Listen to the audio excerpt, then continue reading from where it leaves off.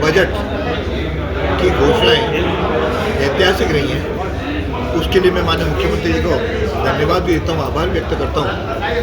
उसमें एक जब भी अजमेर वासी तारागढ़ को याद करते थे तो तारागढ़ एक ऐतिहासिक स्थल रहा, लेकिन पिछले कई वर्षों से वो उपेक्षित भी रहा है। इस नाते उसको वापस एक ऐतिहासिक स्थल बदलने, पर्यटन स्थल बनाने के लिए पहली बार विधानसभा में माननीय मुख्यमंत्री जी ने अपने बजट में घोषणा की है। मुझे लगता है लगभग उस पर हम 20 करोड़ रुपये से अधिक उसे व्यय होगा।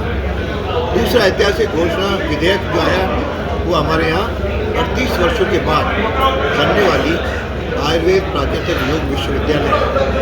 क्यों बाकी सारे संभाग केंद्रों पे 3-3, 4-4 यूनिवर्सिटियाँ थी, अजमेर एकमात्र संभाग था जिसको केंद्रीय विश्वविद्यालय को गिना जाए तो ये तीसरी होगी कि विश्वविद्यालय शुरू होने से अजमेर का शिक्षा क्षेत्र में मान भी बढ़ेगा। और उसके साथ हम यदि कहें तो अजमेर का सर्किट हाउस काफ़ी समय से आवश्यकताएं बढ़ती जा रही थी।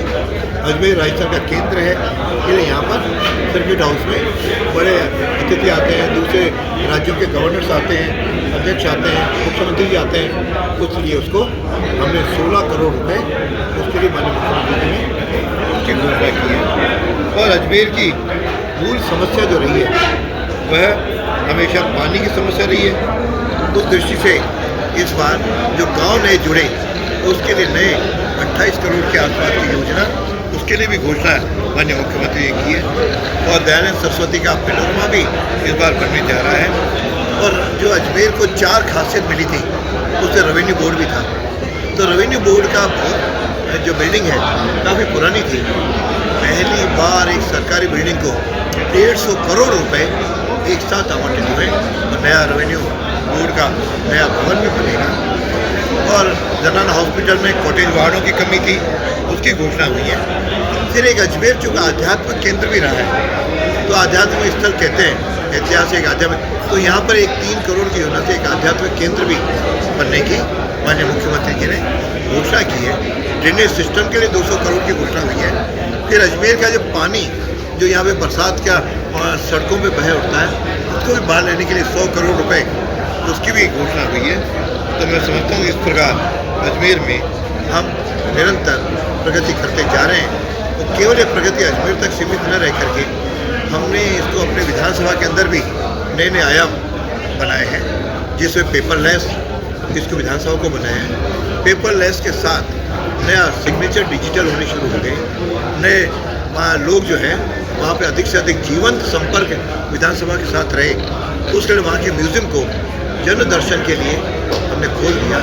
यह 50,000 आसपास लोग आज तक उसको देख चुके हैं। उसे आध्यात्मिक भी है, राजनीति भी है, इतिहास भी है, और हमारे 52 से लेकर आज तक की पूरी राजस्थान की कैसी यात्रा रही उसकी भी है। और हमने विधानसभा की जो डायरी है वह भी हमने विक्रम संवत से छापना शुरू कर दिया है। इस प्रकार के परिवर्तन भी किए। पुष्कर घाटी में जो चौड़ाई है उसके लिए भी 6 किलोमीटर वह चौड़ाई बढ़े, इसके लिए 12 करोड़ की है। लॉ एंड ऑर्डर की दृष्टि से माकड़वाली में नया एक चौकी की घोषणा की है। पहले हरुभा उपाध्याय का थाना बन ही चुका है। और छोटे छोटे केंद्र हम काम, जैसे बोराज का तालाब यहाँ पे सारा बह गया था, उन्हें तालाब बनाने की भी लगभग 4 करोड़ की योजना से इस महीने उसका भी शुरुआत हो जाएगी।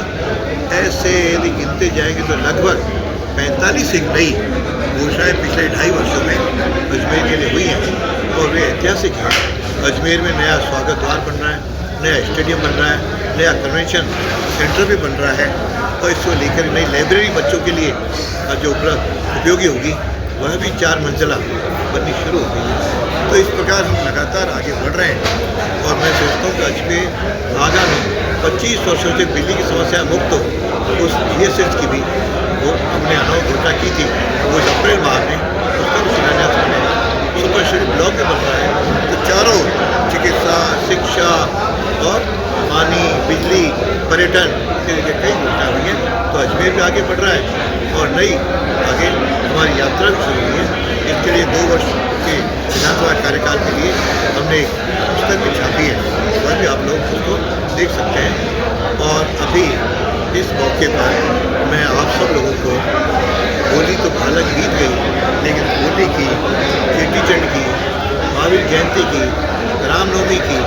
आगे और साथ में राजस्थान दिवस की भी जो विक्रम संवत से मनाना राजस्थान सरकार ने शुरू किया है, तो उसकी भी आपको बहुत बहुत शुभकामनाएं देता हूँ, बधाई देता हूँ। आशा करता हूँ आप सब लोग हमारे इन कार्यों में सहभागी बन करके अजमेर का एक श्रेष्ठ गौरव और वापस बनाएं, इसमें आप भी सहभागी बनें।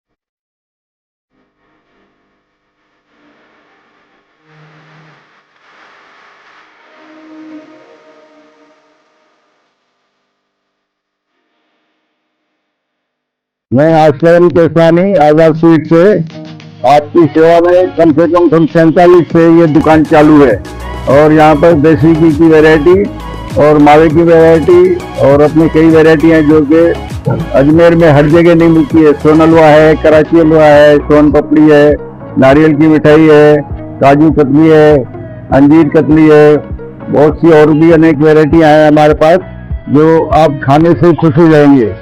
एक बार आप जरूर हमारी दुकान पे आके हमें दर्शन दे दें। हाँ, हमारी मिठाइयों का लुत्फ उठाएं।